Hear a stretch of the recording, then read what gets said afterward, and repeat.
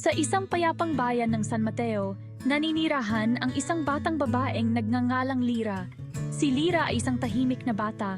Mas gusto niya ang sarili niyang kumpanya. Habang ang ibang mga bata ay naglalaro, nakakahanap siya ng aliw sa kanyang sining. Sa bawat hagod ng kanyang pinsel, binibigyan niya ng buhay ang kanyang imahinasyon. Ang kanyang mga pinta ay hindi lamang mga larawan. Ang mga ito ay pumipintig ng isang mahika na tanging si Lira lamang ang makakagawa. Ang mga tao sa bayan ay humahanga sa kanyang talento, nagbubulungan ng mga kwento tungkol sa tahimik na batang babae na nagpipinta ng mga pangarap. Isang maaraw na hapon, naghanap ng inspirasyon si Lira sa tabi ng ilog. Ang tubig ay kumikinang na parang 1,000 diamante. Pinikit niya ang kanyang mga mata, ninanamnam ang banayad na simoy ng hangin at ang tunog ng tubig. Nang buksan niya ang kanyang mga mata, isang kislap ng asul ang nakakuha ng kanyang atensyon. Isang makinis, asul na bato ang nakasiksik sa mga maliliit na bato. Ito ay pumipintig ng isang mahinang liwanag. Dahil sa pagtataka, kinuha ito ni Lira. Ang bato ay mainit sa kanyang kamay na parang ito ay buhay. Inilagay niya ito sa kanyang bulsa, isang pakiramdam ng pagkamangha ang namumulaklak sa kanyang puso. Nang gabing iyon, si Lira ay nanaginip ng mga umiikot na kulay at bumubulong na mga puno. Nagising siya ng may pagkagulat. Isang malambing na himig ang pumuno sa kanyang silid. Tila nagmumula ito sa asul na bato. Ang bato ay kumikinang na may kakaibang liwanag. Biglang isang tinig, kasing lambot ng liwanag ng buwan, ang nagsalita sa kanya. Lira, pulong nito, sundan mo ang tinig ko. Naghihintay ang tadhana.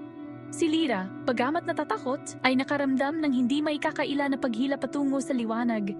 Sinundan niya ang tunog, ang asul na bato ang kanyang gabay. Ang liwanag ay nagdala kay Lira sa puso ng kagubatan, isang lugar na nababalot ng misteryo. Ang hangin ay umaalingaw-ngaw sa hindi nakikitang enerhiya.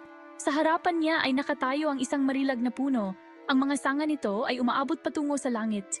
Naliligo sa liwanag ng asul na bato, ang mga dahon nito ay kumikinang na may kakaibang liwanag. At doon, sa gitna ng mga ugat, ay nakatayo ang isang maliit na figura. Isa itong diwata, ang kanyang mga pakpak ay kasing pino ng salamin. Maligayang pagdating, Lira, sabi niya, ang kanyang tinig ay parang tunog ng mga kampanilya. Ikaw ay napili. Bahagi 5, isang mundo ng kamangha-mangha. Ipinaliwanag ng diwata na ang asul na bato ay isang susi, isang tulay sa pagitan ng mundo ni Lira, at isang mahiwagang lupain na nakatago sa mga ordinaryong mata. Sa pamamagitan ng paghawak ng bato sa puno, isang portal ang kumislap na nagpapakita ng isang mundo na naliligo sa matingkad na mga kulay. Ang mga nilalang ng alamat at alamat ay malayang gumagala.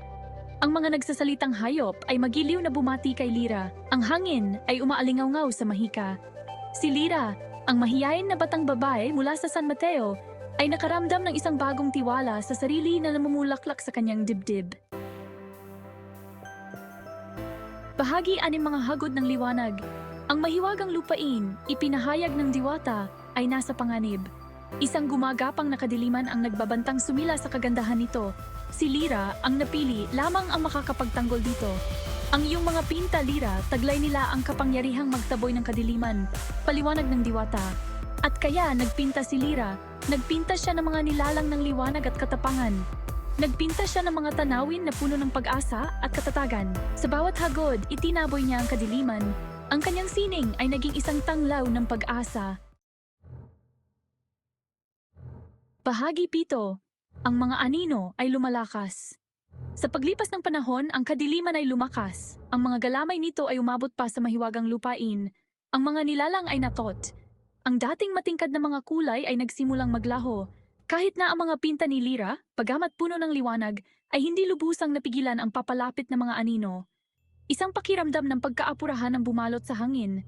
Ang diwata, ang kanyang mukha ay bakas ng pag-aalala, ay nagpaliwanag na isang makapangyarihang kasamaan ang nasa likod ng kadiliman. Bahagi 8, Kalados, ang hari ng anino. Mula sa pinakamalalim na kailaliman ng lupain ng anino ay lumitaw si Kalados, ang hari ng anino. Ang kanyang puso ay isang kawalan, ang kanyang haplos ay isang sumpa sa lupain. Hinahangad niyang patayin ang lahat ng liwanag, lahat ng pag-asa. Ang kanyang tawa, isang nakakakilabot na alingawngaw, ay nagpadala ng panginginig sa pinakamatapang na nilalang. Nanginginig ang mahiwagang lupain sa harap ng kanyang kapangyarihan. Si Lyra, bagamat natatakot, ay alam niyang hindi siya maaaring sumuko. Ang kapalaran ng kamanghamanghang mundong ito ay nakasalalay sa kanyang mga balikat. Bahagi siyam, isang tapestry ng katapangan. Tinipon ni Lyra ang mga nilalang ng mahiwagang lupain. Kasama ang diwata sa kanyang tabi, ibinuhos niya ang kanyang katapangan at nagpinta ng buong lakas. Nagpinta siya ng mga mandirigma ng liwanag. Ang kanilang mga espada ay nagliliyab. Nagpinta siya ng mga kalasag ng pag-asa, malakas at hindi natitinag. Ang mga nilalang na inspirasyon ng sining ni Lyra at ng kanyang hindi natitinag na diwa ay natagpuan ang kanilang sariling lakas. Sama-sama, sumugod sila sa labanan laban kay Caladhos at sa kanyang hukbo ng anino. Bahagi 10, ang tagapag-alaga ng liwanag. Nagngangalit ang labanan, isang sagupaan sa pagitan ng liwanag at kadiliman, pag-asa at kawalan ng pag-asa. Si Lyra, ang kanyang puso ay tumitibok, ay patuloy na nagpinta. Ang kanyang mga hagod ay isang simponya ng pagsuway. Sa wakas, sa pamamagitan ng isang daloy ng kapangyarihan, ibinuhos niya ang mismong kakanyahan ng mahiwagang lupain sa kanyang sining. Isang nakasisilaw na liwanag ang sumabog na nagpabalik kay Caladhos sa kailaliman.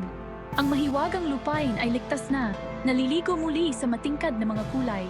Si Lyra, ang tahimik na batang babae mula sa San Mateo, ay naging kanilang kampeon, ang tagapag-alaga ng liwanag.